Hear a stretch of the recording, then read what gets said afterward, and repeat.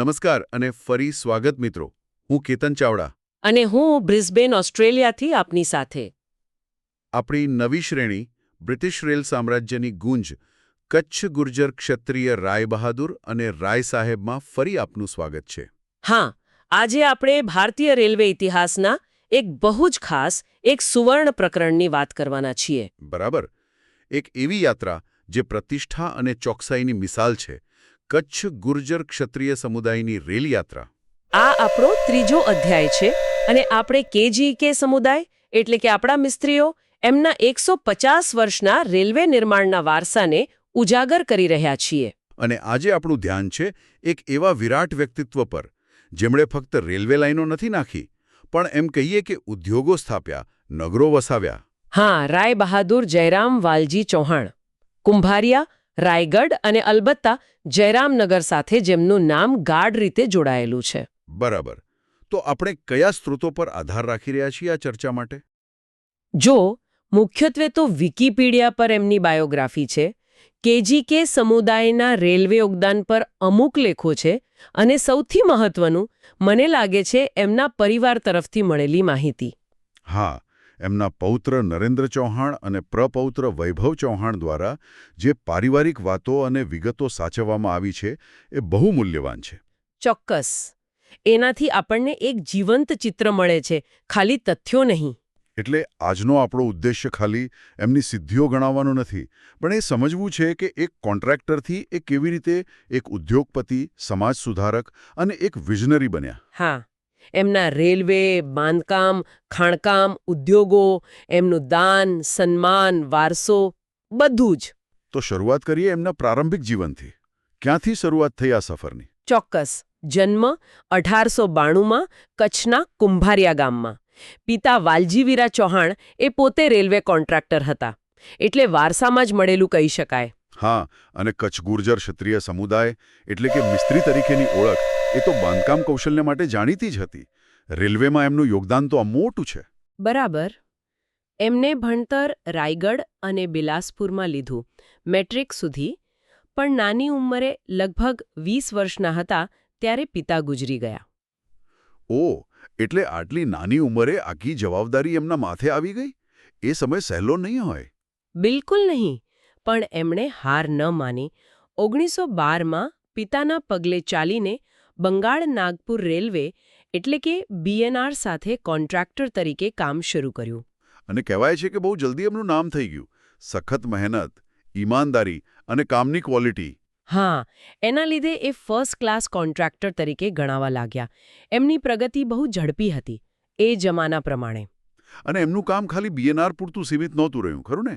એમને આસપાસના રજવાડાઓમાં પણ મોટા પ્રોજેક્ટ્સ કર્યા. હા, રાયગઢ, જશપુર, ધરમજયગઢ, કવરધા ત્યાં પણ એમણે ઘણા મહત્વના કામ કર્યા. એમનું કાર્યક્ષેત્ર ઘણો વિસ્તર્યો હતો. તો એમના રેલવે અને બાંધકામના મુખ્ય કામો વિશે થોડી વાત કરીએ. ખાલી લિસ્ટ નહીં, પણ એનું મહત્વ શું હતું એ જોઈએ. ચોક્કસ. રેલવેમાં જુઓ તો 1921થી 1929 દરમિયાન એમણે પરાઘાટ પાસે અરપા નદી પર મોટો રેલવે પુલ બનાવ્યો અને બિલાસપુર રાયગઢ સેક્શનનું ડબલિંગ કર્યું. આ ડબલિંગથી તો રેલવેની કેપેસિટી અને સ્પીડ બંને વધી હશે. એ સમય માટે મોટો સુધારો કહેવાય. બહુ મોટો.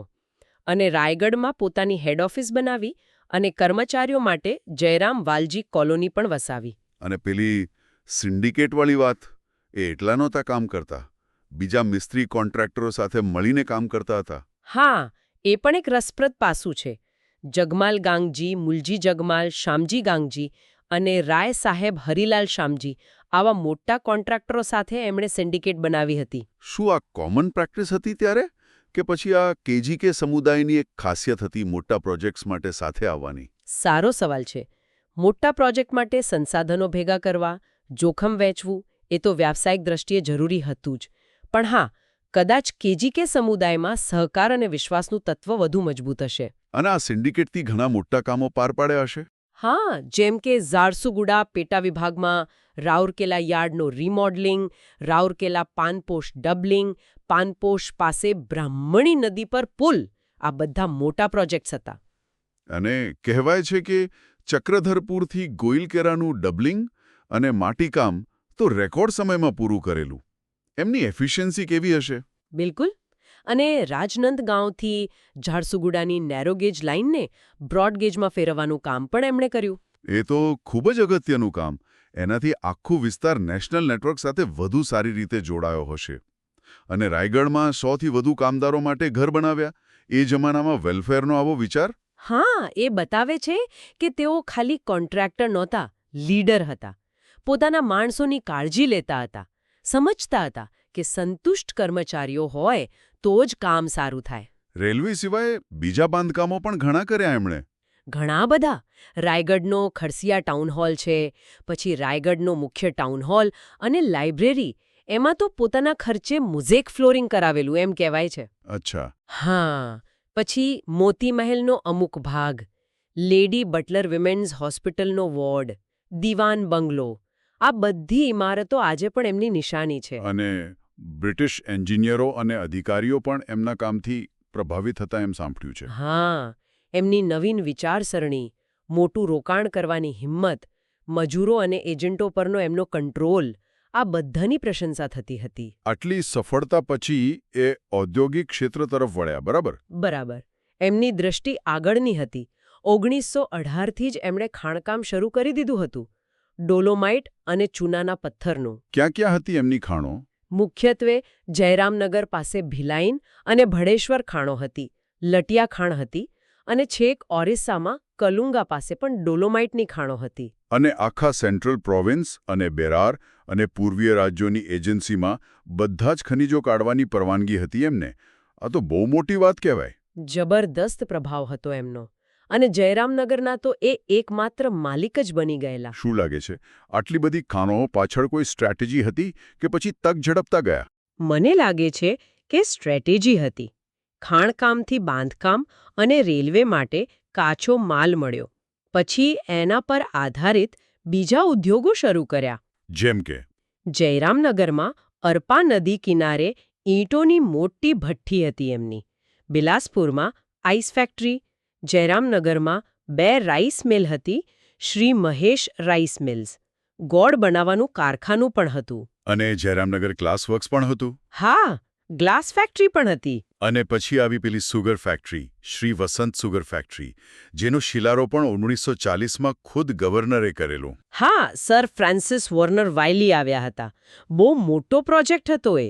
અને એના માટે જરૂરી શેરડીનું ઉત્પાદન પણ એમણે મોટા પાયે શરૂ કરાવ્યું હતું. એટલે ખેતીથી લઈને ફેક્ટરી સુધી આખી વેલ્યુ ચેઇન પર કંટ્રોલ. અદ્ભુત બિઝનેસ સેન્સ કહેવાય. ખરેખર. અને આ બધા ઉપરાંત એ ભારતી સેન્ટ્રલ બેંક લિમિટેડના ડિરેક્ટર પણ હતા. એટલે ફિનાન્સમાં પણ એમની પકડ હતી. આટલા બધા અલગ અલગ ક્ષેત્રોમાં એક સાથે સફળ થવું એ કંઈ નાની વાત નથી. બિલકુલ. એમની વ્યાવસાયિક કુશળતા અને જોખમ લેવાની ક્ષમતા અસાધારણ હતી. આ બધામાં જયરામનગરનો વિકાસ મને સૌથી અનોખી સિદ્ધિ લાગે છે. એક ઉજ્જડ જેવી જગ્યા, પરાઘાટ, એને આખું ઔદ્યોગિક નગર બનાવી દીધું. સાચી વાત. એ ખાલી ફેક્ટરીઓ ન હતી, એક આખી ઇકોસિસ્ટમ હતી. પોતાના ઉદ્યોગો ચાલે, એના માટે માણસો જોઈએ, અને એ માણસો ત્યાં રહે, એમના પરિવારો રહે, એ માટે બધી સગવડો ઊભી કરી. શિક્ષણ માટે, આરોગ્ય માટે. હા, વાલજી પ્રાથમિક શાળા બનાવી, શિક્ષકોના રહેવા માટે ક્વાર્ટર્સ સાથે, આરોગ્ય માટે કુંવરબાઈ ચેરિટેબલ ડિસ્પેન્સરી, પછી ધર્મશાળા, કૂવા, સાપ્તાહિક બજાર લાગેની વ્યવસ્થા, રસ્તા, તળાવ, બધું જ. અને ત્યાં એક શિવ મંદિર પણ બનાવ્યું હતું, જેની 100મી વર્ષગાંઠ હમણાં 2022માં ઉજવાઈ. હા, ખૂબ ધામધૂમથી ઉજવણી થઈ હતી, મોટા ભંડારા થયા હતા. અને ગામનું નામ ખૈરા હતું મૂળમાં, એ બદલીને જયરામનગર કરવામાં આવ્યું. હા, સ્થાનિક સરકારે એમનું યોગદાન જોઈને આ ફેરફાર કર્યો. એટલું જ નહીં, રેલવે સ્ટેશનનું નામ પણ બદલાયું.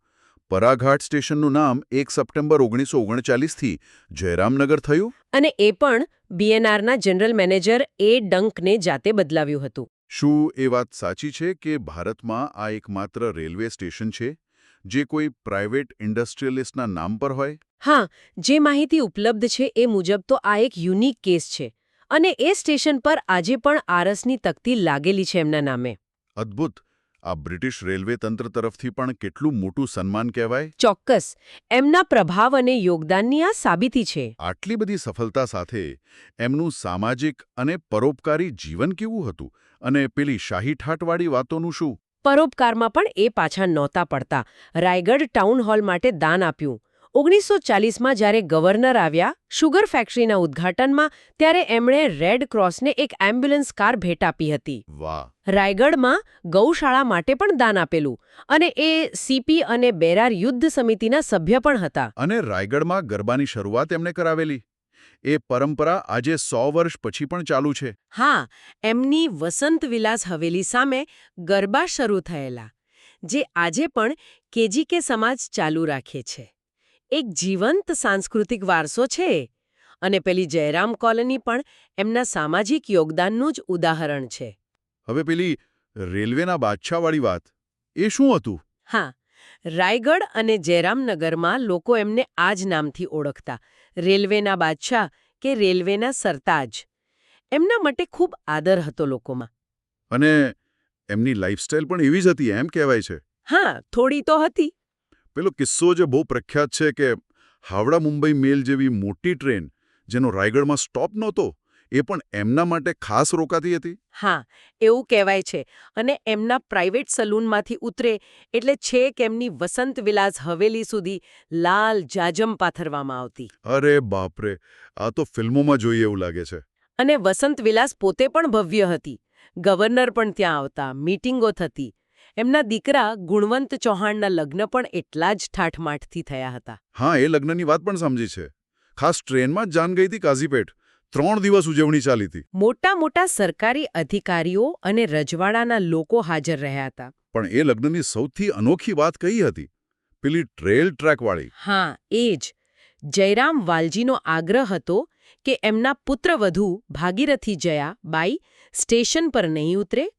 પહેલા જયરામનગર શિવ મંદિરમાં દર્શન કરશે, પછી ટ્રેન સીધી રાયગઢ હવેલી જશે. અને એ માટે ઘર સુધી રેલવે ટ્રેક નંખાવ્યો. Private rail track. હા, ઘરના દરવાજા સુધી ટ્રેન પહોંચે એવી વ્યવસ્થા કરી હતી. આ એમની પહોંચ અને એમની શૈલી બતાવે છે. ખરેખર અવિશ્વસનીય. આવી સિદ્ધિઓ અને સમાજસેવા જોઈને જ બ્રિટિશ સરકારે એમની કદર કરી હશે. બિલકુલ. પહેલા રાય સાહેબનો ખિતાબ મળ્યો, અને પછી 1941માં રાય બહાદુર. એ જમાનામાં ભારતીયો માટે આ બહુ મોટું સન્માન હતું. એમના વેપાર અને પરોપકારની સત્તાવાર સ્વીકૃતિ હતી એ. અને એ પછી 1 જાન્યુઆરી 1945ના રોજ એમને MBE બનાવવામાં આવ્યા, member of the most excellent order of the British Empire. MB એ પણ મોટો ખિતાબ હતો. અને બીજું વિશ્વયુદ્ધ વખતે સૈનિકોની ભરતીમાં મદદ કરવા બદલ ગવર્નર તરફથી તલવાર પણ ભેટ મળી હતી. આ ઉપરાંત તેઓ Indian chamber of commerce Calcutta અને પ્રાંતીય યુદ્ધ સમિતિની કાર્યકારી સમિતિ જેવા પદો પર પણ હતા. આવા મહાન વ્યક્તિત્વનું અવસાન 28 જાન્યુઆરી 1956ના રોજ રાયગઢમાં થયું. એક યુગ પૂરો થયો કહેવાય. ચોક્કસ. એમના પછી એમના 4 દીકરાઓ રમેશ, ગુણવંત, દેવરામ અને બસંતે એમનો વિશાળ કારોબાર સંભાળ્યો. પણ જયરામ વાલજીનો વારસો ખાલી ધંધાનો ન હતો. ના, એ વારસો હતો સખત મહેનત, ઈમાનદારી, દૂરંદેશી, સમાજ પ્રત્યેની લાગણી અને રાષ્ટ્ર નિર્માણમાં યોગદાનનો. એમણે બતાવ્યું કે એક વ્યક્તિ શું કરી શકે છે. એમની ગાથા ખરેખર પ્રેરણાદાયી છે. એમણે ખાલી ઇમારતો કે રેલવે લાઇનો નથી બનાવી. એમણે સમુદાયો બનાવ્યા, હજારો લોકોના જીવનને સારું બનાવ્યું. અને એટલે જ આપણા આવા અગ્રણીઓને યાદ કરવા, એમનું સન્માન કરવું, એમના વારસાને જીવંત રાખવો અને નવી પેઢીને એમાંથી પ્રેરણા આપવી એ ખૂબ જરૂરી છે. હા, અને વર્તમાન કેજીકે સમાજ મહાસભા આમાં મોટો ભાગ ભજવી શકે છે. ભૂતકાળના આ વારસા પર ભવિષ્યનું નિર્માણ થઈ શકે. તો મિત્રો, કેજીકે રાય બહાદુર અને રાય સાહેબોની આવી અજાણી પણ ગૌરવવંતી વાતો સાંભળવા માટે અમારી સાથે જોડાતા રહો. આ ગાથાઓ છે આપણા સમુદાયના કૌશલ્ય, સમર્પણ અને અદમ્ય જુસ્સાની. આવતા અંકમાં આપણે બીજા એક મહાન વ્યક્તિત્વ રાય બહાદુર દેવરાજ ડાયા ચાવડા, સેનુગ્રા, ઝારસુગુડા વિશે વાત કરીશું. હા, એમના જીવન, કાર્યો અને સિદ્ધિઓ વિશે જાણીશું. અને પછી બીજા રાય સાહેબોની પણ વાત કરીશું, જેમણે ખરેખર શાહી જીવન જીવીને શાહી કાર્યો કર્યા. આ ઐતિહાસિક કેજીકે રેલ યાત્રામાં અમારી સાથે જોડાવા બદલ આપનો આભાર. અને જો આ વાત આપને ગમી હોય તો જરૂરથી તમારા કેજીકે, ગુજરાતી અને ભારતીય સમુદાયોમાં શેર કરજો, જેથી આપણા ગૌરવની આ ગાથા જીવંત રહે. અને હા, સબસ્ક્રાઇબ અને લાઇક કરવાનું ભૂલશો નહીં. ફરી મળીશું કેજીકે સમુદાયની બીજી એક અદ્ભુત કહાણી સાથે. ત્યાં સુધી જય માતાદી, જય સ્વામિનારાયણ, જય સમાજ, જય હિન્દ. જય હિન્દ. અને જતા જતા સાંભળનાર મિત્રો માટે એક વિચાર. જે રીતે રાય બહાદુર જયરામવાલજીએ એક ઉજ્જડ જમીનને એક જીવંત ધબકતા નગરમાં ફેરવી, માત્ર ઉદ્યોગોથી નહીં પણ સામાજિક સુવિધાઓ અને સંસ્કૃતિથી, એમાંથી આજના આપણા ઉદ્યોગ સાહસિકો અને નેતાઓ શું પ્રેરણા લઈ શકે? સમુદાય પ્રત્યે, પર્યાવરણ પ્રત્યે આપણી શું જવાબદારી છે? જરૂર વિચારજો.